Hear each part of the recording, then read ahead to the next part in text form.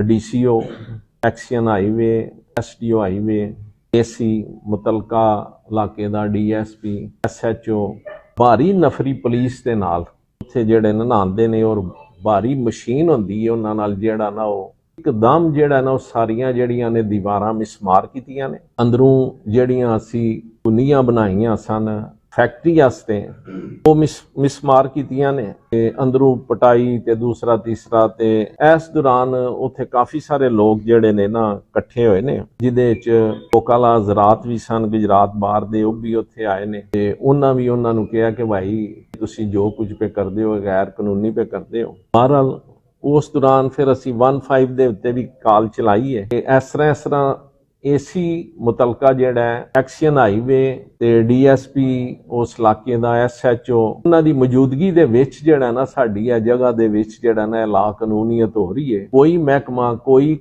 ऐसा दारा जिहड़ा ना सानू को मसलन ऐसी को नोटिस नहीं उन्हें दिता ना कोई इस सिलसिले च ते साडी जगह नूं ना मसलन मिसमार करके ना अंदर दाखिल हो गए ने, लेकिन कोई साडी वो सुनवाई नहीं हुई। इहदे दौरान फिर असी जिहड़ा वे स्टे आदे तो पहला लिया उन्हें स्टे की वायलेशन की है। स्टे की वायलेशन करके उन्हें फिर असी जाके कंटैंप्ट की दरखास्त दी हाई कोर्ट। उहदे च हाई कोर्ट ने इन्हों बकायदा नोटिस दिते ने, लेकिन उन्हें इन्हों हाई कोर्ट वाले जज साहब ने पूछा कि आया तुसी सैक्शन 4 जिहड़ा है वो तुसी लाया जां तुसी होर जिहड़े ने इन्हां सैक्शन 4 जिहड़ा ना वो एक्शन साहब ने कहा कि सानू 3-4 दिन की तारीख दे दिओ। उन्हें कहा कि नहीं तारीख नहीं देनी, तुसी जिहड़ा सैक्शन 4 है ना लाओ तो फिर जिहड़ा ना इन्हां कहा जी असी लैने अद्धे घंटे बाद वो सैक्शन 4 की जिहड़ी है ना कापी लैके उत्थे आ गए ने ते उन्हां जिहड़ा ना साडे हवाले कीता अदालत दे जरिए। लेकिन सैक्शन 4 जिहड़ा ना यह कहंदा है कि मलकीयत साडी है, लेकिन इत्थे जिहड़ा वे ना अक्वायर करना चाहते ने इहदे तो इलावा उत्थे काम शाम शुरू नहीं कर सकते।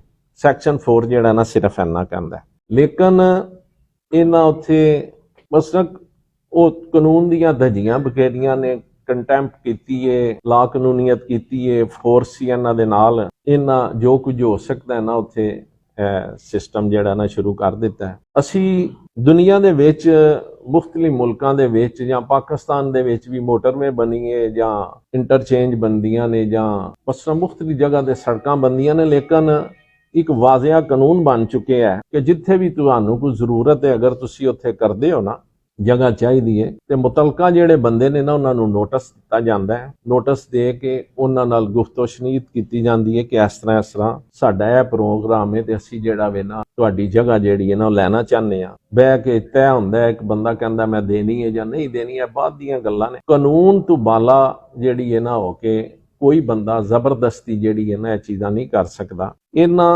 कानून की वायलेशन जिहड़ी है ना इस हद तक कीती है कि वजीरे आला दा शहर है, वजीरे आला दे शहर विच डेवलपमेंट भी होंदी है, जिन्ने फंड्स आए ने तुहानू सानू पता है कि किन्ने फंड्स आए ने, लेकिन किधरे भी काम शुरू होने तो पहला उन्नी देर तक काम नहीं शुरू कर सकते जिन्ना चिर जिन्हां दी मलीती जगह होवे उन्होंने पैसे तय करन वक्त के मुताबिक उत्थे की रेट है की नहीं है, किन्नी असां लैनी है जगह, वो सारा प्रोग्राम दसते ने कि भाई सानू इन्नी जगह चाहिए है। लेकिन असी DC साहब दे भी एप्लीकेशन दिती, असी महकमा हाईवे दे भी एप्लीकेशन दिती कि भाई सानू तुसी प्रूव्ड नक्शा दिओ कि भाई तुहानू किन्नी जगह चाहिए है, की तुहाडा प्रोग्राम है, ते जिहड़ियां मसलन मजीद जिहड़ियां तुहाडी अगलियां जिहड़ियां ने सैक्शन जिहड़े ने उन्हां दी तुहाडे कोल मंजूरी है ते दिओ। लेकिन इंतजामिया क्योंकि वजीरे आला इस चीज़ का करान दे देवन कि इत्थे दा नक्शा जिहड़ा ना प्रूव्ड सी, मैं अपनी जमीन जिहड़ी है ना उहदे पैसे भी नहीं लांगा। अगर इत्थे ही प्रूव्ड सी मैं अपनी जमीन दे पैसे भी नहीं लांगा, मैं केस भी विड्रा कर लेंगा। इन्हां दी बहुत वड्डी बददियानती ते बदनीति है कि यह सियासी तौर उत्ते बंदे नूं कोशिश करते हैं कि यह बंदा जिहड़ा है ਇਹਦੇ ਤੇ ਅਸੀਂ चढ़ाई करिए किसी तरह, यह साढ़े को आएगा आके मसलन मिन्नतरला करेगा या दूसरा तीसरा, लेकिन हर बंदे का अपना मजाज होंदा है। फैसले जिहड़े ने खुदा ताला दे हत्थ च ने, खुदा ताला जिहड़ा देण वाला ते ओही जिहड़ा वे मसलन किसी नूं कोई नुकसान नहीं पहुंचा सकदा। मैं इंशाअल्लाह ताला इन्हां नाल असीं कानून दे दायरे च रह के जिहड़े अपना हक है, तुहाडा दीन भी इजाजत दिंदा है कि अपने हक वास्ते तुसी आवाज भी उठाओ ते इंसाफ दे जेड़े दरवाजे ने वो भी खटखटाओ। यह नहीं कि तुसी नौकरी अपनी दी वजह वास्ते ला कानूनीयत करो, चाहे वह पुलिस है, चाहे वह इंतजामिया है, ਜਾਂ ਜਿਹੜੇ ਹੋਰ ਡਿਪਾਰਟਮੈਂਟ ਨੇ ਜਿਹਨਾਂ ਮਸਲਨ ਫਰਜ਼ ਕਰੋ ਹੁਣ ਐਕਸ਼ਨ ਜਿਹੜਾ ਵਿਹਾਈ ਵੇ ਅਗਰ 120 ਅਰਬ ਰੁਪਇਆ ਇੱਥੇ ਆਣਾ ਹੈ ਉਹ ਤੇ 2 ਅਰਬ ਰੁਪਇਆ ਦੇ ਅਗਰ 2% ਉਹਦੀ ਕਮਿਸ਼ਨ ਹੈ ਉਹ ਲੈ ਗਿਆ ਵਿੱਚੋਂ। ਐਸੇ ਤਰ੍ਹਾਂ ਐਸਡੀਓ ਜਿਹੜਾ ਵੇ, ਐਸੇ ਤਰ੍ਹਾਂ ਦੂਸਰੇ ਇਹ ਲਾ ਕਾਨੂੰਨੀਅਤ ਦੀ ਸਾਰੇ ਡਿਪਾਰਟਮੈਂਟ ਰਲ ਕੇ ਨਾ वो इंतहा पे करते हैं। मेरा नाम अंसुल है, मैं शोबे से एक वकील हूँ और पाकिस्तान का एक शहरी हूँ। ये मैटर 8 अक्टूबर को शुरू होता है जो अभी तक चल रहा है मुसलसल। 8 अक्टूबर को कुछ लोग अचानक कुछ बुलडोजर्स, कुछ क्रेन्स और कुछ कटर्स के साथ मेरी ज़मीन पर आ जाते हैं, जो कि एक 4 दीवारी है जिसके अंदर मेरे 3 घरों की फाउंडेशन और एक इंडस्ट्री हम बनाना चाह रहे थे, फैक्ट्री बनाना चाह रहे थे, उसकी फाउंडेशन हमने डाल दी हुई पिछले 1-1.5 साल के अंदर। उधर वो आते हैं, मुझे लोकल्स की कॉल आती है, लोकल्स मुझे बताते हैं कि यहाँ पर कुछ लोग आए हैं जो आपकी ज़मीन को मतलब हमें नहीं पता क्या करने लगे हैं इन मशीनों के साथ। मैं मौके पे पहुंचता हूँ, उनसे मैं पूछता हूँ आप कौन है। वो कहते हैं कि मैं सेक्शन ऑफिसर हूँ महकमा हाईवे से और हमें डीसी साहब और एक्शन साहब ने भेजा यहाँ पर कि आपकी ना ज़मीन को एक्सप्रेस पे निकलने वाली है जो कि जीटी रोड गुजरात से लखनवाल तक जाएगी, जो कि 29 किलोमीटर की होगी। ठीक है, मैं कहता हूँ अच्छा ठीक है, मतलब आप किसी यहाँ पर आए हैं, कोई नोटिस, कोई पब्लिक नोटिस, कोई चीज तो होनी चाहिए ना जो मतलब मुझे पता हो आप मेरी जमीन पे आ गए हैं, ये बनाना रिपब्लिक तो नहीं है। तो कहते हैं इस चीज का मुझे नहीं पता। बहरहाल मैंने उसको वहां से जानने के लिए कहा, आराम से तो नहीं गया था लेकिन बहरहाल उसको मैंने भेज दिया वहां से। उसके बाद तकरीबन आप कह लें 19 अक्टूबर को दोबारा आते हैं, मुझे मेरे छोटे भाई की कॉल आती है वैस की कि लोग जमीन पे दोबारा आए हैं। इस बार पुलिस की नफरी भी थी साथ उनके, अलॉन्ग विद मशीनरी, और उसके साथ ना मतलब इंतजामिया की मशीनरी, एक्शन भी साहब थे, डीसी साहब थे, वो उधर खड़े थे। मैं उधर गया हूँ, मैंने दोबारा से वही सवाल किया, जनाब आप जमीन एक्वायर करना चाह रहे हैं एक प्रोजेक्ट के लिए, मुझे कम से कम उसका बताया तो जाए ना कि ये आप मुझे किस कानून के तहत आप एक्वायर कर रहे हैं और क्या मतलब सिचुएशन है। उनको एक पढ़ी लिखी ब्यूरोक्रेसी को ये तक नहीं पता था कि वो जमीन किस लॉ के तहत एक्वायर कर रहे हैं। मैं तो ये देखकर हैरान था। बहरहाल मैंने कुछ अपने वकील भाइयों को कॉल की, इसके अलावा और भी बहुत से वकील भाई मौके पे पहुंचे थे। पुलिस को मैंने मौके पे 15 पे भी कॉल की, 15 वालों ने भी मुझे कहा कि जनाब हम इधर क्या कर सकते हैं। लेकिन बहरहाल एक वोलेटाइल किस्म की सिचुएशन क्रिएट हो गई थी जिसकी वजह से वहां पर उन्होंने उस दिन भी कोई कार्रवाई नहीं की। लेकिन मैं एहतियाती तौर पर लाहौर हाई कोर्ट अपना लीगल राइट एक्सरसाइज करने के लिए चला गया। 20 अक्टूबर को मुझे वहां पर स्टे होता है और 21 अक्टूबर को वहां पर ग्राउंड ब्रेकिंग सेरेमनी हो जाती है जिसमें सीएम साहब आके इनॉग्रेशन करते हैं उस प्रोजेक्ट की जिसपे स्टे हो चुका हुआ है। 24 अक्टूबर को लाहौर हाई कोर्ट से ऑर्डर होता है जिसका मैं जोन सा ऑपरेटिव पैरा, क्योंकि अब ये डिसाइडेड मैटर है और डिस्पोज्ड ऑफ हो गया, वो मैं आपके हजूर पढ़ना चाह रहा हूँ। The land of the petitioners यानी कि हम shall be acquired subject to payment and fulfillment of requirement of relevant laws and rules and notifications shall be provided to the petitioners। ये इस ऑर्डर की बेस के ऊपर पिटीशन डिस्पोज ऑफ हुई थी। ना उन्होंने कोई हमें नोटिफिकेशन दी है, ना उन्होंने हमें कोई इस ऑर्डर तक जो 24 अक्टूबर को हुआ है, ना उन्होंने कोई पेमेंट का प्रोसेस स्टार्ट की है। वो कर भी कैसे सकते थे, कानून के तकाजे हैं वो पूरे करने हैं तो आपने पेमेंट के सेक्शन पे पहुंचना है। बहरहाल 26 अक्टूबर को एसी साहब along with DC along with XEN जो कि एडिशनल चार्ज इनके पास एससी का भी है, सुपरिटेंडेंट इंजीनियर का, वो वहां पर हमारे मौके पे पहुंचते हैं along with concern DSP and SHO. वो मेरे पहुंचने से पहले मेरी जमीन की जो कि 4 दीवारी मैं दोबारा बताना चाह रहा हूँ, अंदर मेरे 3 घरों की फाउंडेशन थी, हमारे फैमिली मेंबर्स की, और एक इंडस्ट्री जो हम एक फैक्ट्री लगाना चाह रहे थे उसकी हमने फाउंडेशन डाली थी। उस सारे को तकरीबन उन्होंने बिल्डोजर्स के साथ मस्मार कर दिया। मैं मौके पे पहुंचा तो मुझे उन्होंने एक लेटर दिखाया जो उनको आया था रावलपिंडी लैंड एक्विजिशन कलेक्टर की तरफ से, जिसमें लिखा हुआ था कि हमने सेक्शन 4 इन हसरों पे इम्पोज कर दी है 26 अक्टूबर को। ठीक है, सेक्शन 4 इम्पोज कर दिए इन हसरों पर और आप इसकी प्राइस असेसमेंट करके हमें बताएं। मैंने उन्हें कहा सर ये लेटर आपका ये कहता है, आपका लेटर ये नहीं कहता कि आप मेरी जमीन के अंदर 4 दीवारी गिरा कर अंदर घुस के आप उसको मस्मार कर दें मेरी घरों की फाउंडेशन को। बहरहाल देवर वेरी मच वो मतलब मैंने कहा आपने कंटेम्प्ट भी किया ऑर्डर की, कहते हैं वो आगे थे हंसने लग गए। मैं परेशान, जनाब आप हंस रहे हैं, मैं आपको यहाँ पर कानून की बात बता रहा हूँ और आप मुझे साथ ज्यादती कर रहे हैं इन ब्राइट सनी डे। लेकिन वो मतलब मुझे नहीं समझ लग रही थी, देवर एक्टिंग लाइक फरोज। अच्छा, उसके बाद मैं कंटेम्प्ट में जाता हूँ लाहौर हाई कोर्ट में कंटेम्प्ट में जाता हूँ। हमारी जुडिशरी भी यहाँ पर मैं थोड़ा बहुत कहना चाहता हूँ रिलक्टेंट थी कंटेम्प्ट के अंदर। कंसर्न्ड जोन सी एस्टेब्लिशमेंट है इस डिस्ट्रिक्ट के हवाले से उनके खिलाफ कोई एक्शन लेने में, लेकिन बहरहाल कंटेम्प्ट के अंदर उनको मुझे कोई रिलीफ नहीं मिला, ना कोई उनको सजा मिली। बहरहाल मैं फिर भी ना उम्मीद नहीं हुआ। मैंने एक और को शेयर की तरफ से एक रिट की जिसके अंदर मुझे भी लाहौर हाई कोर्ट लाहौर से स्टे मिल गया, जो कि मेरा 19 जनवरी 2023 तक है। उस पर स्टेटस को हुआ है, लेकिन आज की डेट तक 13 नवंबर को ये ऑर्डर हुआ था, आज की डेट तक इंतजामिया वहां पर मसलसल काम कर रही है।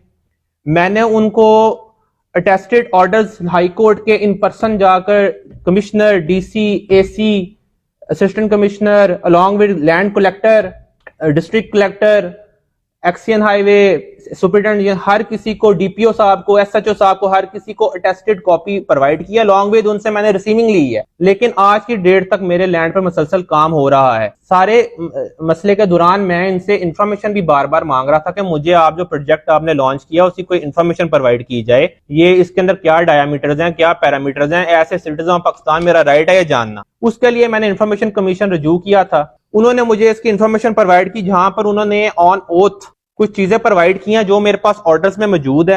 सबसे पहले ये कि ये जोन सा प्रोजेक्ट है, कोई भी प्रोजेक्ट गवर्नमेंट का होता है उसका PC1 बनता है, प्लानिंग कमीशन के से वो मंजूर होता है। प्लानिंग कमीशन का एक प्रोजेक्ट बनता है, इसको PC1 कहते हैं। वो प्रोजेक्ट मंजूर होता है planning and development authority, planning and development board, PND। उस बोर्ड के तहत जो नक्शा मंजूर हुआ है वो ये नक्शा है, पेज नंबर 4 ऑफ PC1। ये PC1 है, इसका पेज नंबर 4 है।